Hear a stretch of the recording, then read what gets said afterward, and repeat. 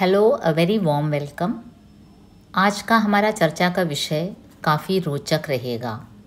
Film studies के अंतर्गत film adaptations पर विचार विमर्श होंगे।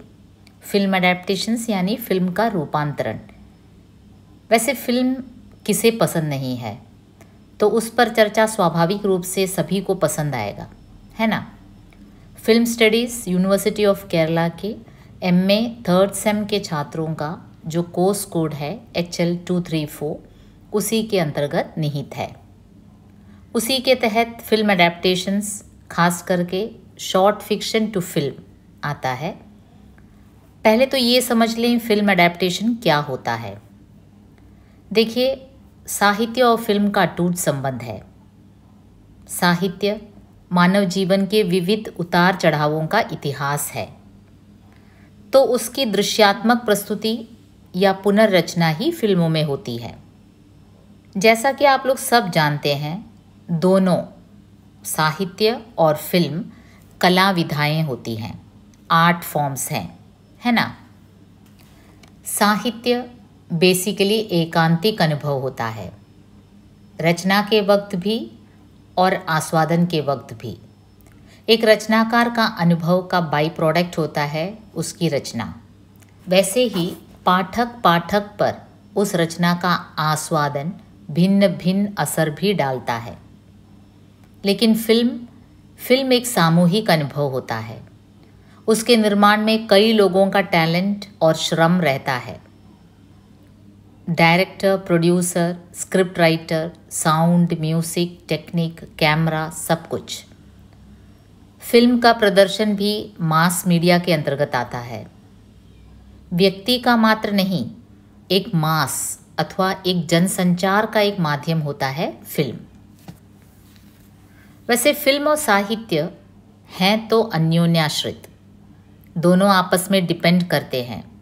फिर भी आस्वादन, तकनीकी और प्रेषणीयता में दोनों में काफ़ी अंतर होता है।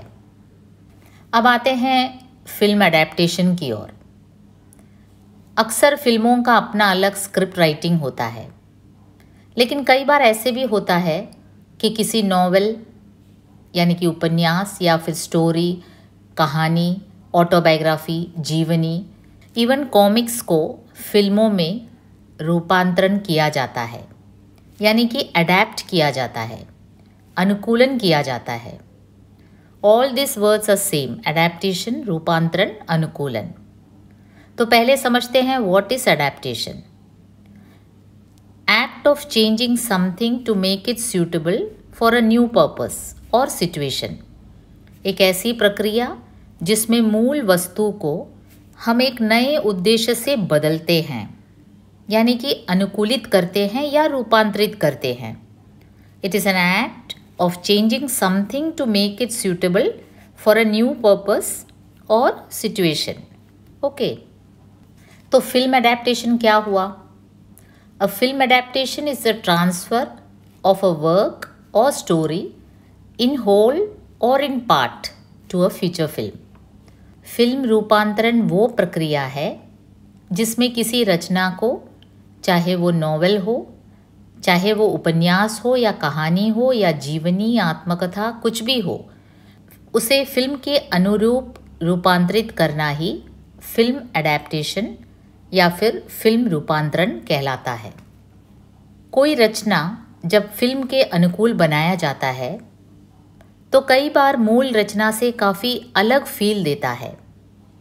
कई बार ऐसा होता है कि आपने किसी उपन्यास या कहानी को पढ़ा हो, उसे उत्कृष्ट कृति माना हो, और सुनने में आता है कि उस किताब पर फिल्म बनाई जा रही है।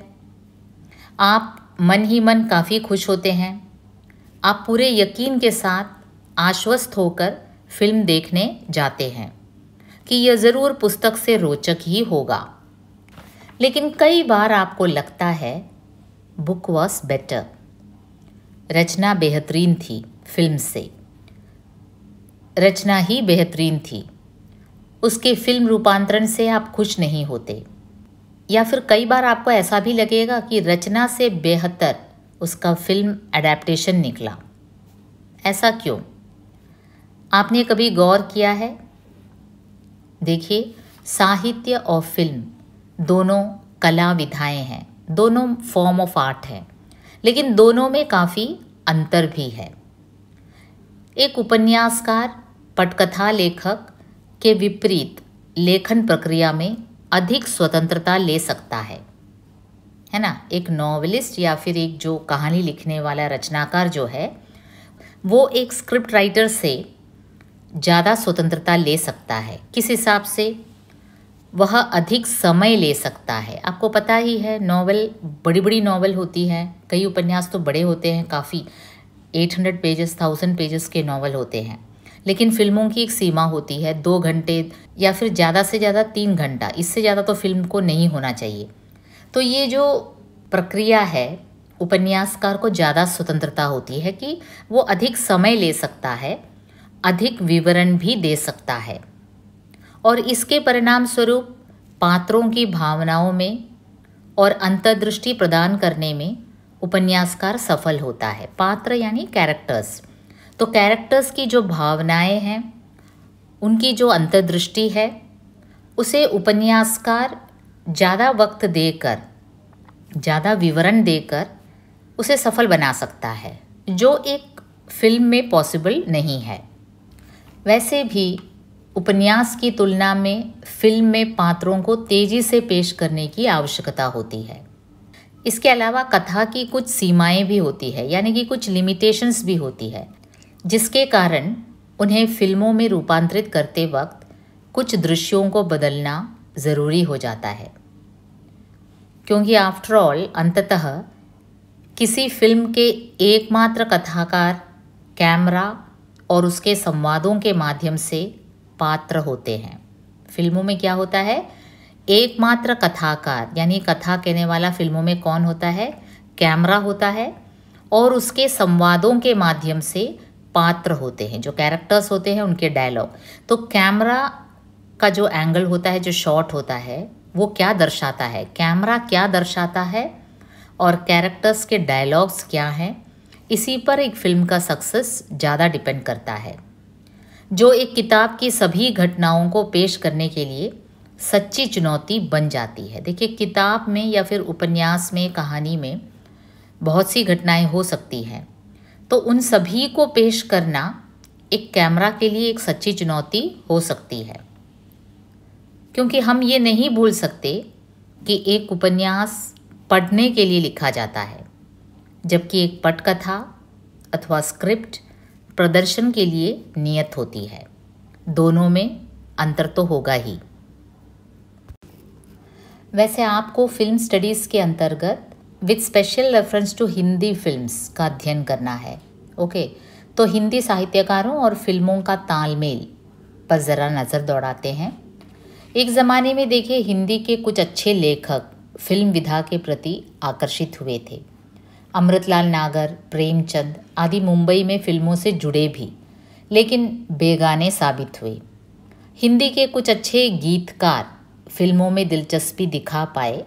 आज भी 50 और 60 के दशक के सर्वश्रेष्ठ हिंदी फिल्मी गीत शैलेंद्र के हैं, जो मूल रूप से हिंदी के एक अच्छे कवि एवं गीतकार थे। हिंदी लेखकों में कमलेश्वर, मनोहर श्याम जोशी, शानी, मन्नू भंडारी, मृणाल पांडे आदि कुछ चुने हुए लेखक फिल्म और टेलीविज़न से जुड़े भी रहे। लेकिन अक्सर देखा गया है कि हिंदी के बहुत से लेखक फिल्म और टेलीविज़न के ग्लैमर, लोकप्रियता और ख़ास करके दबाव के कारण घबराते हैं। इस तरह के दबावों में काम करना उनके वश की बात नहीं होती। कई बार ऐसा भी होता है कि लेखक पर्दे पर अपने चरित्रों को देखकर संतुष्ट नहीं होते। वैसे फिल्म के इतिहास में ऐसे असंख्य उदाहरण मौजूद हैं जब श्रेष्ठ साहित्यिक कृतियों के अच्छे फिल्म रूप बने भी। रविन्द्रनाथ ठाकुर, विभूति भूषण, शरत चंद्र, इन चर्चित बंगला लेखकों ने फिल्मकारों को काफ़ी प्रेरित भी किया। खुद सत्यजीत रे की अनेक कालजयी कृतियाँ इन्हीं लेखकों की रचनाओं का पर्दे पर रूपांतरण है। वैसे बंगला सिनेमा में सत्यजीत रे का पदार्पण अपने आप में एक अभूतपूर्व घटना थी। सत्यजीत रे ने बंगला चलचित्र शिल्प को ख्याति के शिखर तक पहुंचाया ही, साथ ही उनकी पहली हिंदी फिल्म के लिए उन्होंने हिंदी के कथा सम्राट प्रेमचंद जी की कहानी शतरंज के खिलाड़ी को चुना। वैसे सत्यजीत रे ने 2 फिल्में हिंदी में बनाई और दोनों ही प्रेमचंद जी की कहानियों पर आधारित, सदगति और शतरंज के खिलाड़ी। वैसे आपका जो सिलेबस है केरला यूनिवर्सिटी का 3rd सेम MA का फिल्म स्टडीज़ के अंतर्गत module 3 is all about film adaptations, जिसमें आपको हिंदी साहित्य और सिनेमा पर विचार विमर्श करना है। एडेप्टेशन इन हिंदी, तो यहाँ short fiction to film category में शतरंज के खिलाड़ी और सदगति आपका स्टडीज़ का विषय रहेगा। मॉड्यूल 4 भी देखिए इसी का कंटिन्यूशन सा आ जाता है। You have to compare the original text and its film adaptation both in theoretical and practical level. Okay, तो यहाँ पर भी शतरंज के खिलाड़ी कहानी और उसके एडेप्टेशन पर आपको कॉन्सेंट्रेट करना है। तो हम अगले वीडियो में शतरंज के खिलाड़ी का कहानी रूप और उसके फिल्म रूपांतरण को एक साथ अपलोड करेंगे, ताकि आप निष्पक्ष भाव से दोनों का आस्वादन करें। और कंपैरिजन तो बात की बात हुई, पहले आस्वादन कर लेंगे। तो जुड़े रहिए, मस्त रहिए। शीघ्र ही हम हाजिर होंगे शतरंज के खिलाड़ी को लेकर।